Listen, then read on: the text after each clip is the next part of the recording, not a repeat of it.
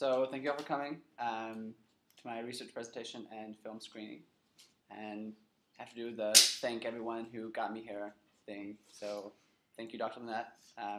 Your class on research methods was really helpful for this, and your support throughout the project was also very helpful. And I also have to thank the Point Foundation, who will be watching this digitally shortly, because without their funding, I could not have made this project happen. And for anyone who doesn't know, the Point Foundation is the largest private LGBT scholarship organization. And this is just one of the many really great opportunities that the Point Foundation has given me. I titled this project Gay Cuba because I'm lazy and like to keep things simple. And I also thought that having Gay Cuba scrawled across a piece of paper would attract the two biggest populations at GW, the gays and the international affairs students. But it looks like it was a little more biased towards the gays, except for an international affairs student. Also, titling it Gay Cuba seems to have convinced a few people that it was going to be a slideshow of sexy Cubans, which it's not, but I have seen some trailers from the film, and let's just say that Johnny Depp makes one really hot drag queen. This project focused on gays in Cuba since the revolution, so I'm going to organize it in my presentation in the following way. I have to talk about sort of cultural attitudes before the revolution, because that really played a large part in how gays were treated immediately following Castro's taking power. And then I'm going to talk about what my research has taught me since the 60s and up to now being the last book that was written, which is about in the 2000s, so about over the 90s. And so the last part will be what I learned when I was actually in Cuba last month.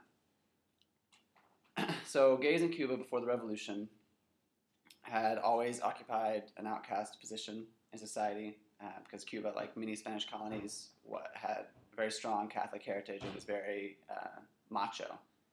And as an example of how macho it still is, when we first arrived in Cuba, we had to figure out how to pack all of our donations for the week onto a really small bus.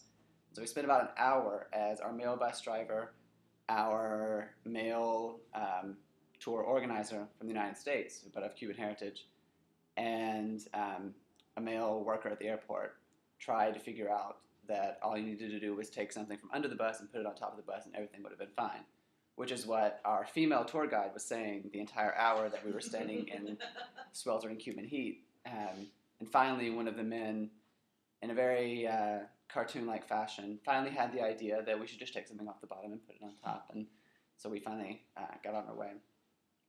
But, so anyway, this machismo was kind of the root of the negative attitudes towards homosexuality.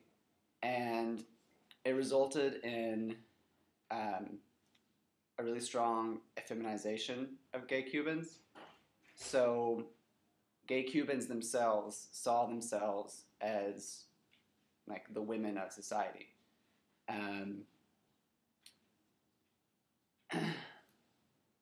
But I'm talking about presentation. When I talk about gay Cubans in general, I talk about presentation, not actions, because a man could have sex with men and still not be gay. There are a lot of different phrases that they developed. So an actual gay person in Cuban conceptualization would be a really effeminate gay man. And that was just because their comportment or their behavior deviated from the normal manliness. So anyone who acted at all effeminate was just assumed to be homosexual.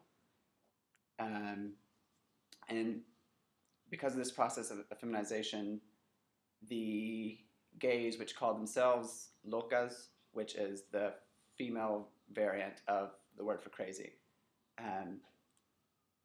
they were called, regular Cubans called the gay Cubans maricones, which is also a word for cowardice, but the gay Cubans themselves preferred locas.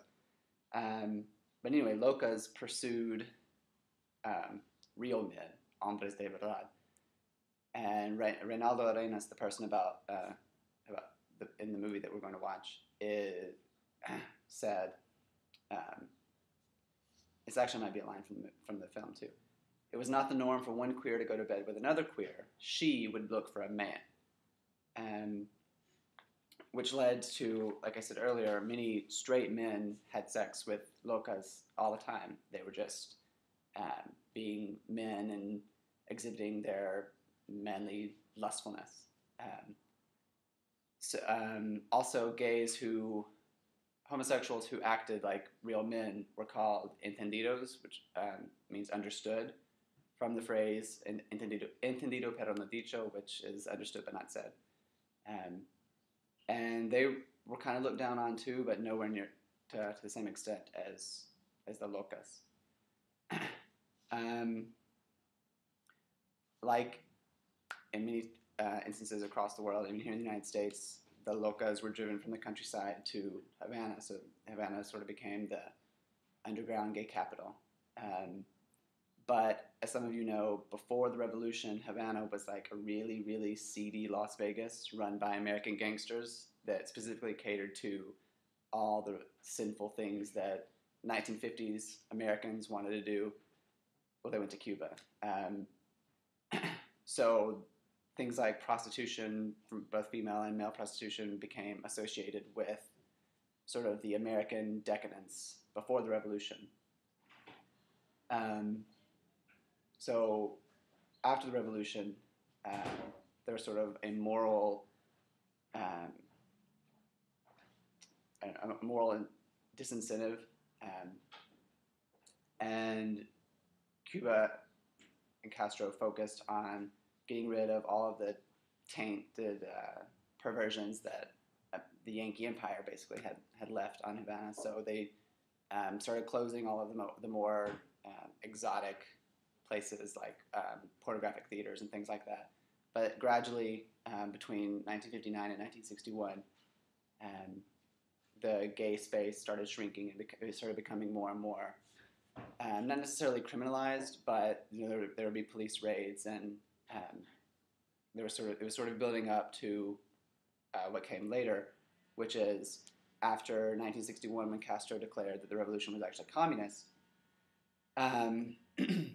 Being gay was associated with being an anti-revolutionary, because a revolutionary was a strong, manly man that could fight for the revolution and defend it.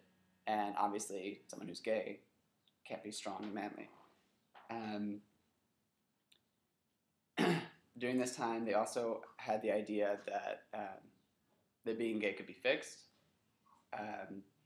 just like any other person who wasn't revolutionary. So moral objectors, some religious objectors, things like that.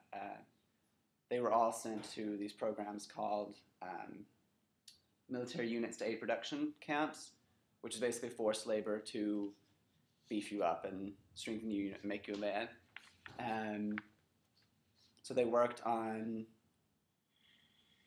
agricultural farms and endeavors and things like that. But even at the UMAP camps, gays were relegated to the less manly behaviors. So there was this attempt to idealize agricultural work as being something that a man did. And so gays were not allowed to really be like the driving force in the agricultural part. But like I said, even though gays were one of the most affected groups by the UMAP camps, there were a lot of other people there too. And they only stayed open for 7 years. They closed in 1968. And researchers aren't really sure why they closed the camps, but it wasn't because they recognized that they had made a mistake or anything like that, because I think Castro only admitted that he had made a mistake in persecuting gays like last year. So the next big development occurred in 1971, which I think is where the film focuses, because the artistic community was getting sick of, besides having a lot of gays and being associated with that community, they were also being repressed for any sort of writing or artistic representation that didn't support the revolution. So they started kind of actively provoking the government So in 1971, there was a National Congress on Education and Culture, and one of the decisions they made at that Congress was that gays were dangerous in positions of influence, like teachers. So there was a large-scale countrywide firing of anyone suspected of being gay in a position where they could have influence, especially on children.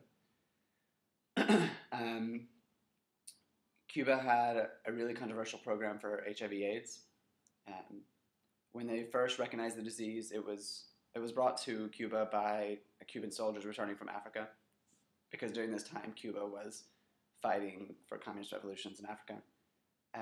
So as soon as they detected the disease, they carried out mandatory testing of every Cuban citizen and repeated routine testing for anyone who was an at-risk population, like gays, but also soldiers. So gays weren't specifically scapegoated like they were here in the United States, and the government response to the disease was immediate, also unlike it was here in the United States. People testing positive were put in sanitariums to keep them quarantined from the rest of the population, which is the part that most people criticize. But it wasn't like a life sentence of, we're going to send you here and wait until you die so you can't affect anyone else, because people could still leave. They could go on weekend excursions. They had access to the best treatment and TVs. They're basically still treated like regular Cubans. It was more of a crisis policy. So you're going to go here until we figure out what else we can do and find out more. So once more information was discovered about the disease, they started changing the program. And so now people with HIV, there are programs for people with HIV to remain in their normal jobs and still be productive, which is a relatively new phenomenon. And I asked our female tour guide about it. And this is one area that Cubans do admit that they made huge mistakes. But what she said was really impressive to me. She said, "We are learning to live with them as they are learning to live with their disease." So that's the current situation of HIV/AIDS in Cuba.